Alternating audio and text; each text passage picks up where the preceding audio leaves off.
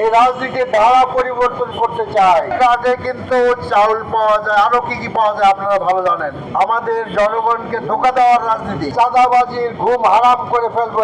ভাই ও বন্ধুরা, এখানে আমাদের রেজাউল সাহেব উপস্থিত আছেন। আমরা আমাদের জামাতের পক্ষ থেকে মনে করি যারা মিল ইন্ডাস্ট্রি করছেন তারা আমাদের জাতির সম্পদ, কারণ তারা বহু লোকের কর্মসংস্থানের ব্যবস্থা করেন। অনেকে মনে করেন যে তারা টাকার কুমির, কিন্তু অন্য সাইডটা তারা দেখেন না। সেটা হলো যে বহু হাজার হাজার লোকেদের ফ্যামিলি তাদের উসিলায় চলেন। কাজে আমরা মনে করি দেয়ার শুড বি একটা ভালো সম্পর্ক থাকতে হবে শ্রমিক এবং মালিকদের মধ্যে। এরপরে যে কথা বলতে চাচ্ছি যে আমি পকেটে করে একটা ফ্যামিলি কার্ড নিয়ে আসছি, দেখবেন আপনারা। আচ্ছা দেখেন, এই দেখেন, এটা সেটা না, এটা আর একটা নতুন নতুন না, পুরাতন। দেখতে পাচ্ছেন ফ্যামিলি কার্ড, এইটা হলো স্মার্ট ফ্যামিলি কার্ড। এইটা বর্তমানে বাংলাদেশে চালু আছে। ক্লিয়ার? আপনাদের কেউ আছে এই কার্ড? আছে। তাহলে এই যে নতুন করে কার্ডের কথা বলা হচ্ছে, এটা কি? তাহলে এটা আর একটা, এটা একটা ধোঁকা। এবং এই কার্ডে কিন্তু চাউল পাওয়া যায়, আরো কি কি পাওয়া যায় আপনারা ভালো জানেন। ডিসিবির কাছ থেকে আনতে হয়। আমরা আসলে এই যে 54 বছরের বাংলাদেশের যে রাজনীতি, এই রাজনীতি আমাদের জনগণকে ধোঁকা দেওয়ার রাজনীতি।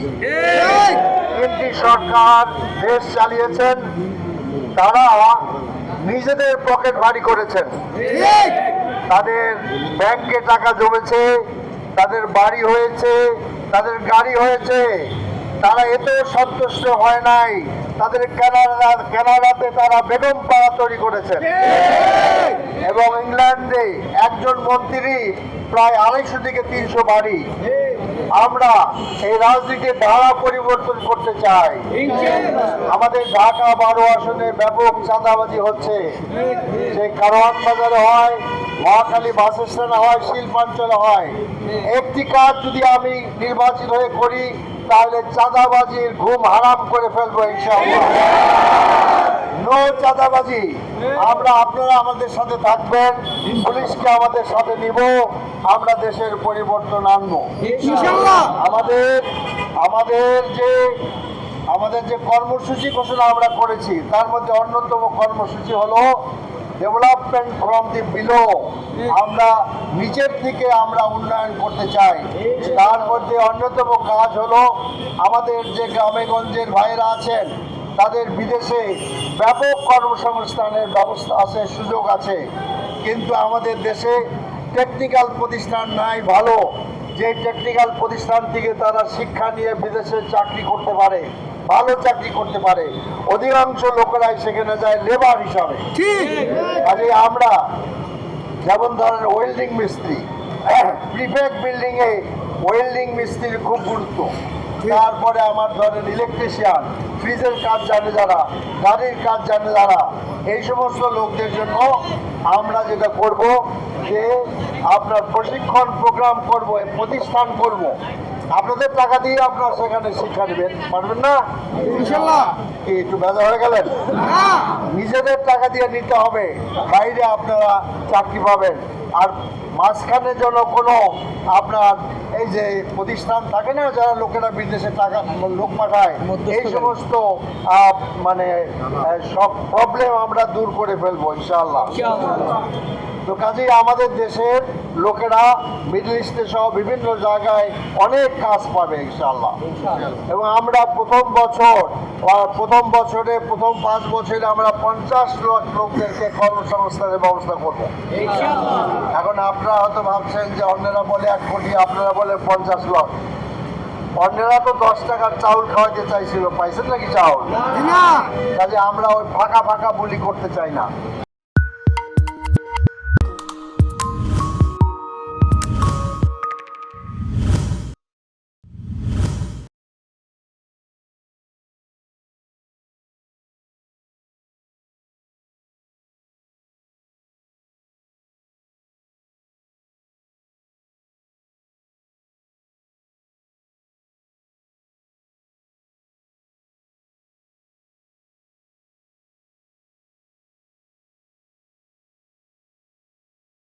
নিরাপদ বাংলাদেশ করতে চাই, শিশু খাদ্য ফ্রি করতে চাচ্ছি, মেয়েদের শিক্ষার ব্যাপক বিস্তার লাভ করাবো, আমরা নিরাপদ হাতিঝিল করতে চাই, শাসক হব না আমরা সেবক হব ইনশাআল্লাহ। ৫ লাখ লোকদেরকে আমরা কোথায় কোথায় চাকরি দিব, কোথায় তারা কাজ পাবে, আইটি সেক্টর তার অন্যতম।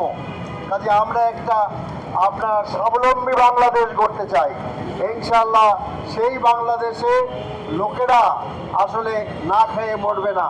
আমরা 5 বছর পর্যন্ত শিশুর, 65 বছর পর্যন্ত পরে সিনিয়র সিটিজেনের জন্য চিকিৎসার ফ্রি ব্যবস্থা করতে চাচ্ছি।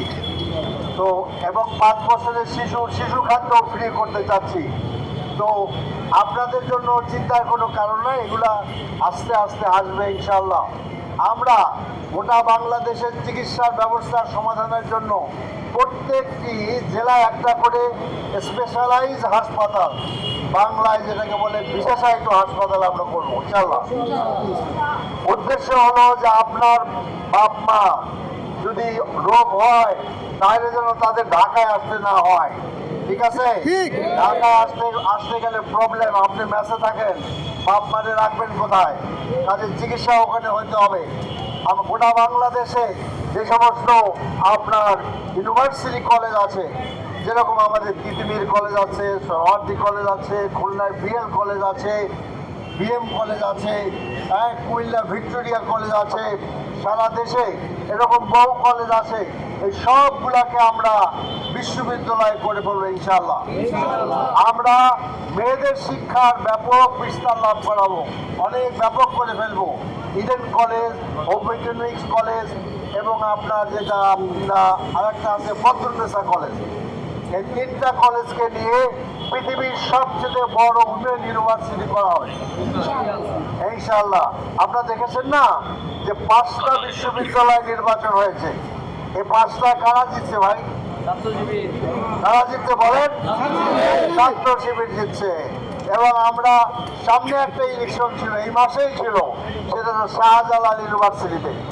সেই নির্বাচনটা বন্ধ করে দেওয়া হয়েছে। তারা বলে আমরা নাকি ভোটের ব্যাপারে, নির্বাচনের ব্যাপারে ভয় পাই। নির্বাচনের ব্যাপারে আমরা যদি ভয় পাই, আপনারা ওইটা নির্বাচন বন্ধ করলেন কেন? আমরা নিশ্চিত যেখানে যখনই নির্বাচন হোক ফুল প্যানেলে শিবির যাবে ইনশাআল্লাহ। আমরা নিরাপদ, নারীদের জন্য নিরাপদ বাংলাদেশ করতে চাই, নিরাপদ বাংলাদেশ করতে চাই। আমরা এই চাঁদাবাজির কথা আগে বললাম, মাদককে বন্ধ করতে চাই, মাদকে আমাদের ভাই বোনেরা ধ্বংস হচ্ছে। আমরা নিরাপদ হাতিঝিল করতে চাই। শিল্পাঞ্চলে হাসপাতাল নাই, রেজাউল ভাইয়ের সাহায্য আমি নিব এই ব্যাপারে। হাসপাতালের ব্যাপারে এখানে একটা হাসপাতাল আছে, থানা হাসপাতাল ছোট, এইটাকে বড় করতে হবে। কারণ এখানে তো শ্রমিক হঠাৎ করে যদি অ্যাক্সিডেন্ট হয় কোথায় যাবে সে? কাজে আমরা এটাকে বড় হাসপাতাল করতে চাচ্ছি। আর আমি আপনাদের সময় নিতে চাই না, ইনশাল্লাহ আবারও দেখা হবে। এতদিন যে প্রতারণার রাজনীতি করা হয়েছে, এতদিন যে ধোঁকাবাজির রাজনীতি করা হয়েছে, এই রাজনীতিকে আমরা না বলতে চাই, লাল কার্ড দেখাতে চাই। আমরা এমপি নির্বাচন হলে আমাদের খাতে যে পয়সা আসবে, টাকা আসবে, গভর্নমেন্টের ডেভেলপমেন্ট ফান্ড আসবে, এগুলা খরচ করার পরে আমরা এটা পাবলিক করে দেব। পাবলিক মানে কি? আপনারা জানতে পারবেন, পত্রিকা দিয়ে দিব, ওয়েবসাইটে দিয়ে দিব। কেন দিয়ে দিব? যেন আপনার এমপিকে আপনি প্রশ্ন করতে পারেন যে এই খাতের টাকা কোথায় কেন খরচ করলাম, ভুলভাবে কেন খরচ করলাম। আমাদের এমপিরা গভর্নমেন্টের প্লট নেবে না, আমাদের এমপিরা গভর্নমেন্টের ট্যাক্সবিহীন গাড়ি নেবে না। আমরা যদি ক্ষমতা পাই তাহলে আমরা শাসক হব না, আমরা সেবক হব ইনশাআল্লাহ। কাজেই আমরা আবার আপনাদের কাছে আসবো, ঘুরে ঘুরে আসবো। আমরা will make the politics difficult ইনশাআল্লাহ। চোরদের জন্য পলিটিক্স নাই। একটা লোক চাঁদাবাজি করে, সে কিভাবে এমপি ইলেকশনে আপনার মানে পায়, নমিনেশন পাওয়া উচিত ভাই? আপনি খেটে খাচ্ছেন, সকাল থেকে রাত পর্যন্ত খাচ্ছেন, পাশে বিনা খাটায় সে বাড়ি করতেছে, গাড়ি করতেছে, টাকা করতেছে, ছেলে মেয়ে বাইরে পাঠাচ্ছে, চিকিৎসার জন্য বাইরে চলে যাচ্ছে, তাহলে আপনার কি দোষ? দেশটা তো আপনার আমার সকলেরই। সকলে মিলে আমরা ভালো থাকতে চাই, একা ভালো থাকার পিছনে কল্যাণ নাই। কাজে আসুন, আমরা সুন্দর বাংলাদেশ গড়তে চাই, আমরা একটি ভালো বাংলাদেশ করতে চাই, ন্যায় ইনসাফের ভিত্তিতে একটি বাংলাদেশ করতে চাই। এবং আপনাদের সাথে আবার দেখা হবে। ইনশাআল্লাহ আমরা নতুন বাংলাদেশ গড়ব, যেই বাংলাদেশে আমাদের সকল ভাই বোনেরা, আমাদের শিশুরা, কিশোররা সকলেই সুন্দর থাকবে, ভালো থাকবে, এবং সেই বাংলাদেশ গড়ার আহ্বান জানিয়ে আপনাদেরকে অনেক অনেক মোবারকবাদ দিচ্ছি। এবং যে আপনারা যেখানে সমাবেত হয়েছেন, আশা করছি ইনশাআল্লাহ আমরা নতুন বাংলাদেশ গড়তে চাই।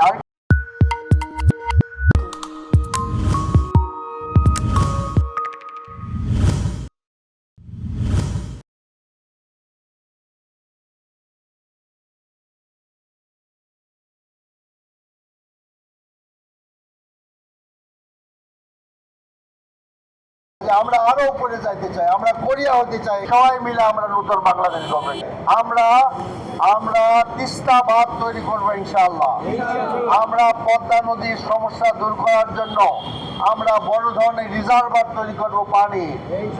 এইভাবে ইতিমধ্যে চীন উত্তরবঙ্গে হাসপাতাল করেছে, চীনের সাথে আমাদের কথা হয়েছে, তারা নতুন কিছু নিয়ে আসবে। অনেক কিছু করা আছে আমাদের, যদি নিজের পকেটে টাকা না রাখি আমরা ডেভেলপমেন্ট করতে পারবো ইনশাআল্লাহ। আমরা সুন্দর বাংলাদেশ করব। এখনো বাংলাদেশের অর্থনৈতিক অবস্থা ভারতের থেকে ভালো, পাকিস্তানের থেকে ভালো, কাজে আমরা আরো উপরে যাইতে চাই, আমরা কোরিয়া হতে চাই ইনশাআল্লাহ। আপনাদেরকে অনেক অনেক ধন্যবাদ। খোদা হাফেজ। বাংলাদেশ জিন্দাবাদ।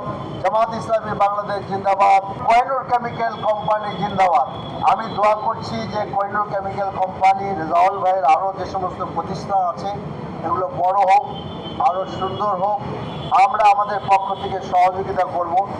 শ্রমিকদের পক্ষ থেকে ফ্যাক্টরিতে হাঙ্গামা করা, ফ্যাক্টরি আপনার জ্বালাও করা আলটিমেটলি শ্রমিকদেরই ক্ষতি, এটা মনে রাখতে হবে।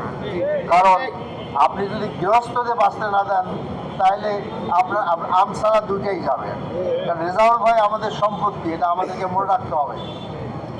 বহু প্রতিষ্ঠান আছে যারা আপনার মালিক মারা যাওয়ার পর প্রতিষ্ঠান চলে না, লাইক পার্টেক্সটা ক্ষতিগ্রস্ত হয়ে গেছে এখন।